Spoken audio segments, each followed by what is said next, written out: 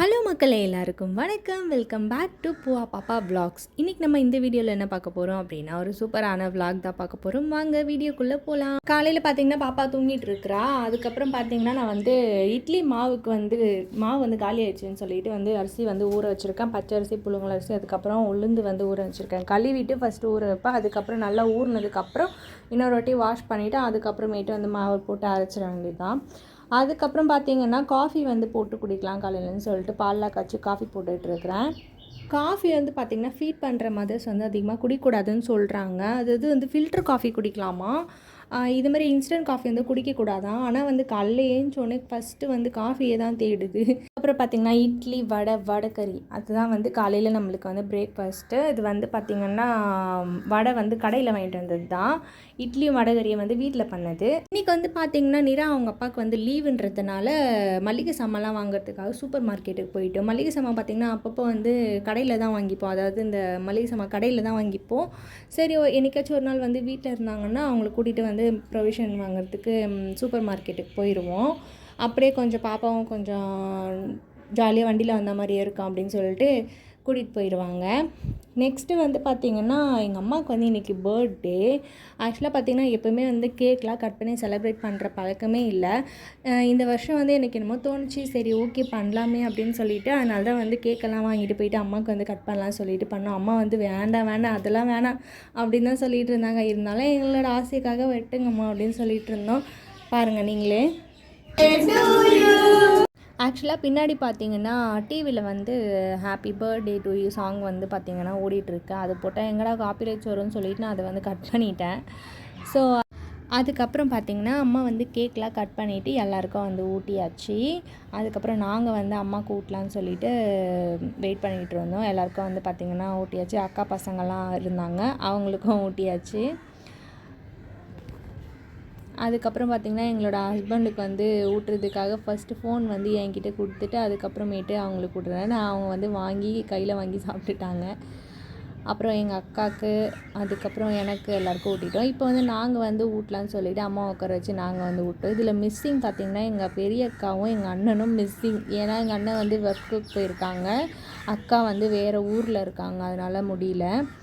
அதனால் அவங்களோட சார்பாக பார்த்திங்கன்னா நாங்கள் 2 பேரும் ஊட்டிட்டோம். ஏன்னா இது இப்போ திடீர்னு டக்குன்னு எடுத்து முடிவுன்றதுனால யாரையுமே கூப்பிடல, அக்காவா அண்ணாலாம் கூப்பிடல. ஸோ சரி நாங்களே சும்மா வீட்டில் எப்படி பண்ணிட்டோம்.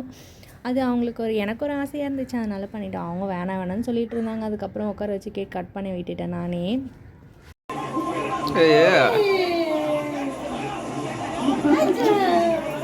ஃபைனலாக நல்லபடியாக கேக் கட்டிங்லாம் நல்லபடியாக முடிஞ்சிச்சு. பாப்பாவும் பார்த்திங்கன்னா அம்மா கேக்கெல்லாம் ஊட்டிட்டாங்க. அதுக்கப்புறம் இப்போ எங்கே ஜம்முன்னு கிளம்பி 2 பேரும் உட்காந்துருக்காங்கன்னு பார்த்திங்கன்னா பைக் எடுக்க போகிறோம். எங்கள் ஹஸ்பண்டுக்கு ஆல்ரெடி இருந்த ஒரு பைக் பார்த்திங்கன்னா அது ரொம்ப ரிப்பேர் ஆன நிலமையில் இருந்துச்சு. ஆல்ரெடி இந்த பைக் பார்த்திங்கன்னா ஒரு மாதிரி பிரேக் பிடிக்காமல் அது ரிப்பேர் பண்ணாங்க. ஃபஸ்ட்டு ரிப்பேர் பண்ணி வச்சுருந்தாங்க. அதுக்கப்புறம் பார்த்திங்கன்னா மறுபடியும் ஒரு தடவை ப்ராப்ளம் வந்துச்சு. அதனால் இப்போ ஒரு ஒர்க்குக்குன்னு எடுத்துகிட்டு போகிற விஷயம் பார்த்திங்கன்னா லாங்காக ட்ரைவ் பண்ணிட்டு போகிற விஷயம் பார்த்திங்கன்னா நல்லா இல்லைன்னா அது நம்மளுக்கு அன்சேஃப் தானேன்னு சொல்லிட்டு நாங்கள் புதுசாக பைக் எடுத்துடலாம் அப்படின்னு சொல்லிட்டு எடுக்கிறதுக்காக தான் இப்போ கிளம்பிகிட்டு இருக்காங்க 2 பேரும்.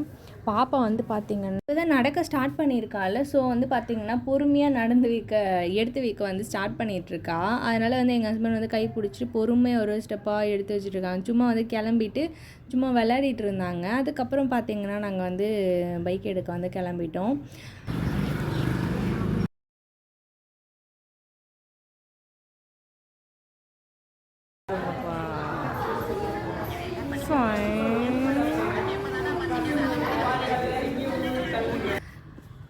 உள்ளேருந்து பார்த்திங்கன்னா பைக் எடுத்துகிட்டு வெளியே டிஸ்பிளேக்கு வச்சுருந்தாங்க. ஸோ நாங்கள் வீடியோலாம் எடுக்கணும் அப்படின்னு சொல்லிட்டுறதுக்காக ரெட் கர்ட்டன்லாம் போட்டு டிஸ்பிளேக்கு வச்சுருந்தாங்க.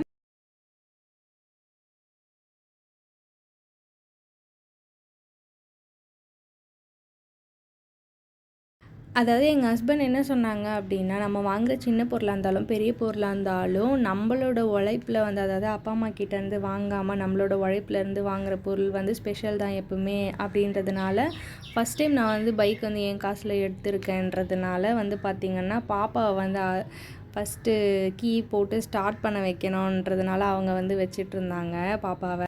அப்புறம் கொஞ்ச நேரம் போஸ் எல்லாம் கொடுத்துட்டு வீடியோக்கெலாம் போஸ்லாம் கொடுத்துட்டு அதுக்கப்புறம் வந்து கீ போட்டு ஆன் பண்ணிட்டாங்க லைட்டெல்லாம்.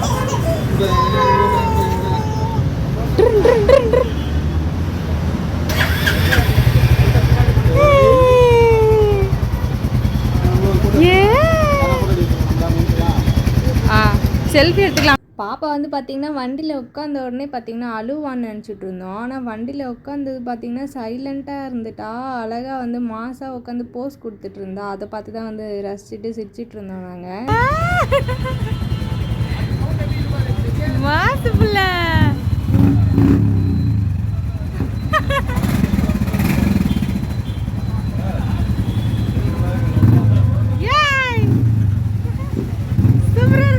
Drama.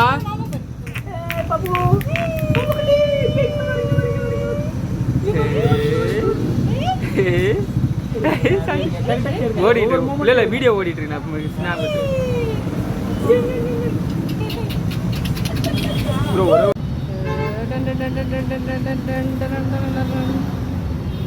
ஓகே பார்த்து பத்திரம்.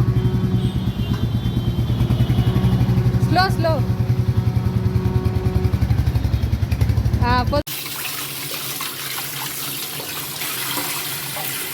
சிக்கனை நல்லா கழுவி எடுத்துக்கிட்டாச்சு மக்களே.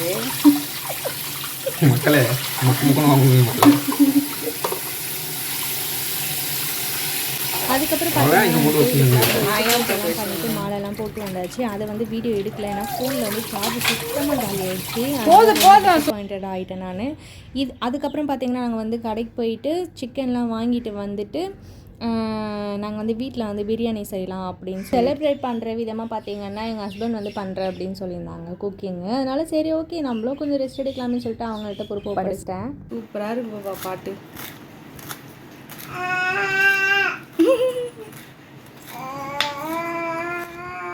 ஆஹா அருமையான பாடலாம் இருக்கு. இது வந்து பிரியாணிக்கா கட் பண்ண.